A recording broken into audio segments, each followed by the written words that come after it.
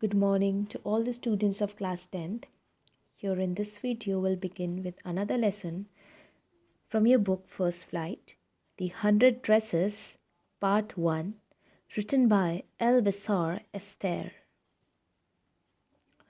This is a beautiful story which is based on the theme of discrimination, judgmental attitude people have for people around us.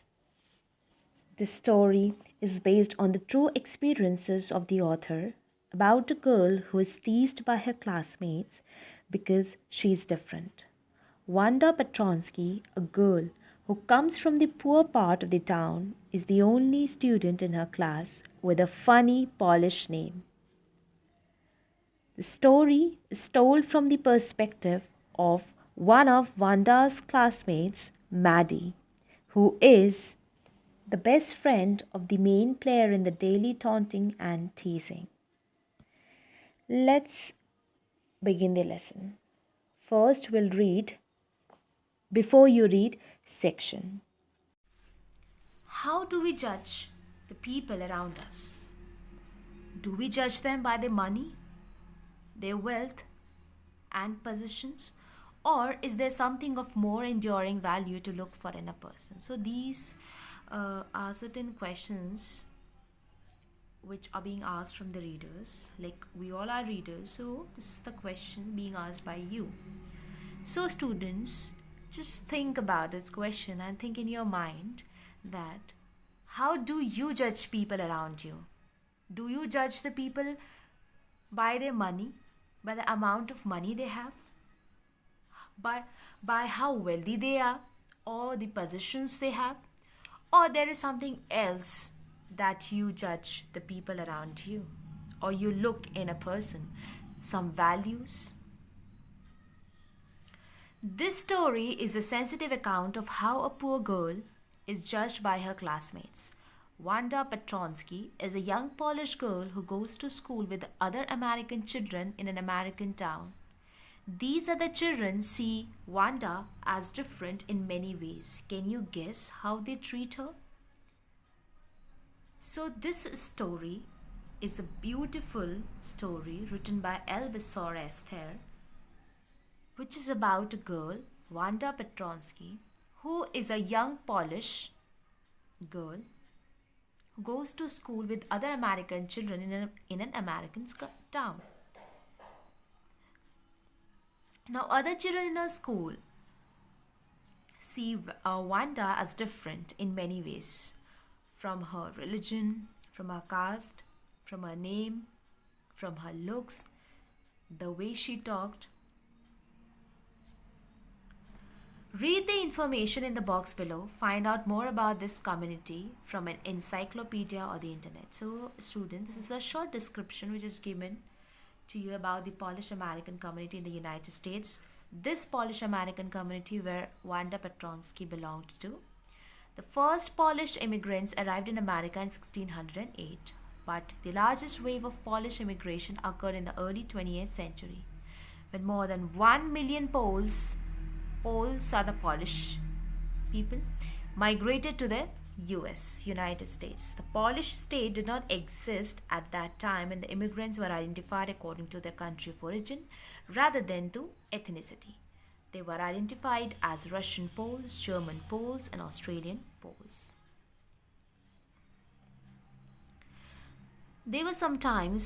Polish Americans were sometimes discriminated against in the United States, as were the Irish, Italians, and Jews. According to the US 2000 census, this number of Americans of age 5 years and older reported Polish as the language spoken at home, which is about 1.4% of the people who speak languages other than English, or 0.25% of the US population. So, students, this is a short description which is given in your first page of the lesson about the Polish American community in the United States, that how they immigrated to America in 1608,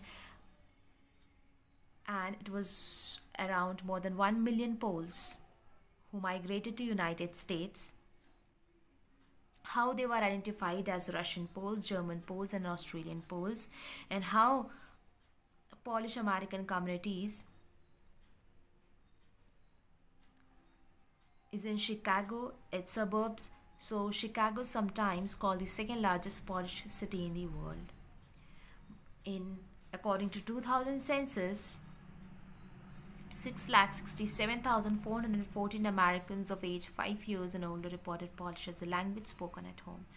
So this number of people spoke this language, which is about 1.4% of the people speak languages other than English, or 0.25% of the US population. Basically, here we are told about the Polish community, Polish immigrants, and how much population is there in the US.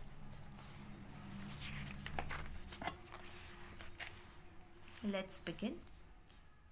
Today, Monday, Wanda Petronsky was not in her seat, but nobody, not even Peggy and Madeline, the girls who started all the fun, noticed her absence. So students, here will begin with a lesson where it's a description about the school, about Wanda, about her classmates. There are two girls. Their names are Peggy and Madeline. In short, Maddie. Both these girls made fun of Wanda every day. They began their day by starting making fun of Wanda. Usually Wanda sat in the seat next to the last seat in the last row in room 13. She sat in the corner of the room where the rough boys who did not make good marks sat. Here, Wanda used to sit in the corner of the room number 13, where other rough boys who would sit, who did not score good marks. Nobody knew that why did she sat there with the rough boys, but soon they got to know that there was some reason why she sat. Why? Because that was also the place of the mud and dirt on the floor. She did not sit there because she was rough or noisy. She sat there because she came all the way from a place called Boggins Height, where her feet were usually caked with dry mud. So this was the reason she sat in the corner of the room, because her feet were usually caked with dry mud. She was a very quiet girl and she rarely spoke anything in the class.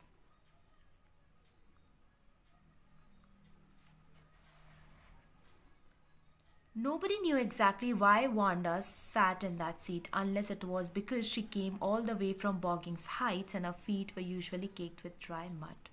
But no one really thought much about Wanda Petronsky once she sat in the corner of the room. So, whether she was present in the class or not, nobody hardly bothered about her, because once she sat in the corner of the room, she was very quiet and it didn't matter to anyone, because she never made a noise, she never participated in the class discussions, she never spoke anything. The time when they thought about Wanda was outside of school hours, at noontime when they were coming back to school, or in the morning early before school began. So this was the only time when the other classmates would look for Wanda Petronsky. And why? What is the reason? The reason was to make fun of her. Especially those two girls, Peggy and Madeline. In the before school, both these girls would wait for Wanda to have fun with her. So it was the day of Tuesday when both of them noticed that Wanda is not present in the school. And it was only these two girls who noticed that, and no other student. Why? What is the reason? The reason was both these two girls would wait for Wanda Petronsky in the morning before school so that they can have fun with her. But that day, she was not there. They kept on waiting there near the gate, but they both got late because of her. They waited and waited for Wanda, but she just hadn't come.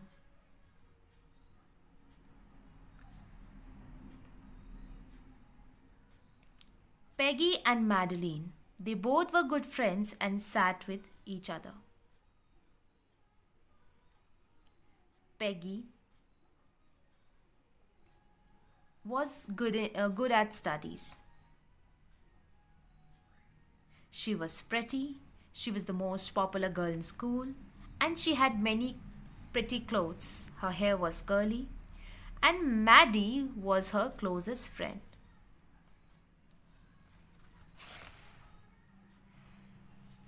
Wanda Petronsky, most of the children in room 13 didn't have names like that. So, Wanda Petronsky's name was very funny.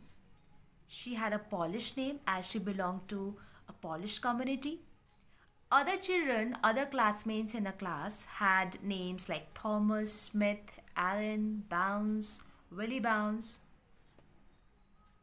Though Willie Bounce is also a funny name for them, but the most funniest named,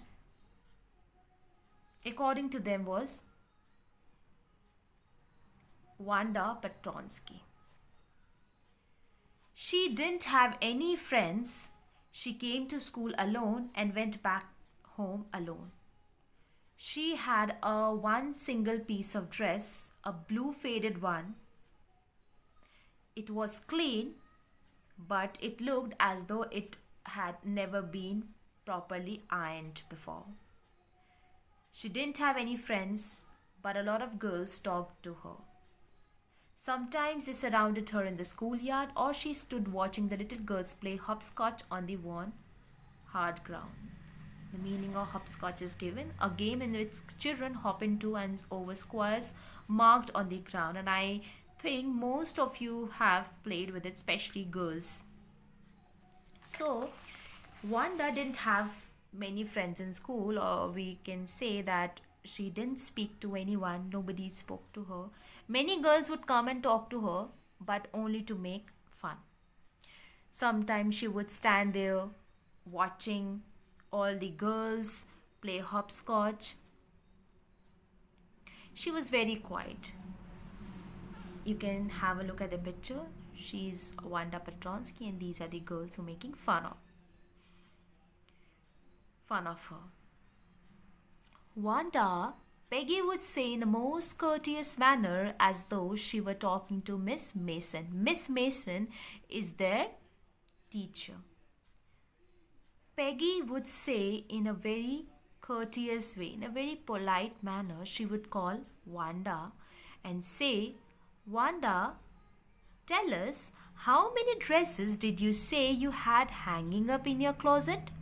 So, these are the questions, these are type of comments that Peggy would usually make and ask Wanda, so that when she would reply, they would make fun of her. She gave a gentle push, she gave a nudge to her friend standing next to her, and she asked Wanda how many dresses she has. She would reply, 100. And all the little girls exclaimed incredulously, showing unwillingness to believe, because it was very unbelievable for them when she replied Wanda, and despite that she was wearing that same blue faded dress every day, how come that she had 100 dresses? They were very shocked and surprised. Wanda would say, yeah, 100 all lined up in my closet. Peggy would ask, what are they like? All are silk, I bet. I think all the dresses that you have in your closet might be of silk. She replied, yeah, all silk, all colors, even velvet. And she did not show any kind of feeling. Her reply every day, every time was the same, that she had 100 dresses, all type of dresses, all different colors, all lined up in her closet. And then they would let her go. And after she would just go away, go to her school, to her classroom, all the girls would burst into laughter, burst into shrieks and peals of laughter. Shrieks and peals of laughter means a thunder laugh. 100 dresses. Obviously, the only dress Wanda had was the blue one she wore every day. So she did say she had 100. What a story! So everybody, including Peggy and Maddie, thought that Wanda is a liar. Daily she's wearing the same dress and she's saying that she is having 100 dresses. They all knew, they all thought that Wanda is a liar. They would again ask her, "How many shoes did you say you had?" Wanda would say, 60 pairs, all lined up in my closet. Cries of exaggerated politeness greeted this. All alike? Cries of exaggerated politeness greeted this means that when her friends, not do we say friends, her classmates would be very extra polite to her, just to know what would be her answer to the next question they're going to ask to her. Every pair is different, all colors, all lined up, and every time Wanda would reply that yes, she's having 100 dresses, she's having 60 pairs of shoes, and all lined up in her closet, all different colors. Peggy, who had thought of this game, and Maddie, her inseparable friend, were always the last to leave. So, these were the two girls who would go to the class at last after making full fun of Wanda. And Wanda would walk in a very different style, her eyes dull, her mouth closed, hitting her left shoulder every now and then in a funny way she had, finishing the walk to school alone. Peggy was not a bad girl, was not at all cruel. She had a good heart. She even cried for the animals who were bullied. She protected small children from bullies. She even cried for animals who were mistreated. Peggy would thought in her mind, she had different questions that would go in her mind that don't you think that it is a cruel way to treat Wanda? She would have been very surprised. Cruel? Why did the girl say she had 100 dresses? Anybody could tell her that was a lie. Why did she want to lie? And she wasn't just an ordinary person, else why did she have a name like that? Anyway, they never made her cry. So these were certain things that would go into her mind whenever they made fun of Wanda. She would think that whether are they being cruel to her, but then the inner voice would say no, not at all, because she is lying by telling that she is having 100 dresses and her name is not ordinary. Who has a name like that? And in fact, they never made her cry. So these were the inner voices that she would have and would not feel bad or whatever they made fun of Wanda. But for Maddie, asking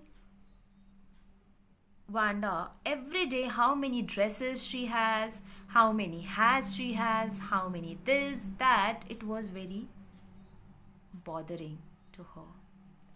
Because Maddie was herself poor. She didn't have much clothes. She usually wore somebody's hand-me-down clothes. She would thank God for not having a name like Wanda Petronsky and also a place to live where she would live called Boggings Heights, where poor people lived. Sometimes when Peggy was asking Wanda those questions in that mocking polite voice, Maddie felt embarrassed and studied the marbles in the palm of her hand, rolling them round and saying nothing herself. Maddie felt embarrassed many times when Peggy would make fun of Wanda because she she did not feel sorry for Wanda, but she would think that she is not that poor like Wanda, but she is poor. She doesn't have much addresses. Two things she had different from Wanda was the name and also the place to live. She had a fear that the classmates of her class can anytime make fun of Maddie, can make a fun of Madeline herself. So she was scared from this. So in order to avoid being mocked, in order to avoid listening to Peggy making fun of Wanda, she would play with the marbles, she would roll them around, saying nothing. She would have more sense than to say she had 100 dresses. Still, she would not like for them to begin on her. She wished Peggy would stop teasing Wanda Petronsky. Like Maddie, she did not liked sometimes making fun of Wanda Petronsky when she thought that maybe sometime she can become the target of her classmates. But she also thought that if somebody would ask her questions like how many dresses she has, how many shoes, she would not lie like Wanda is lying. So there were some thoughts that would also go in the mind of Madeline regarding this, where she would feel embarrassed about making fun of Wanda because she was poor, she didn't have many dresses, so she could somehow relate to Wanda Petronsky. I will end this tutorial till here in this part. I want you to go through the lesson, go through the writings of the writer, and also read more about the Polish American community in the United States.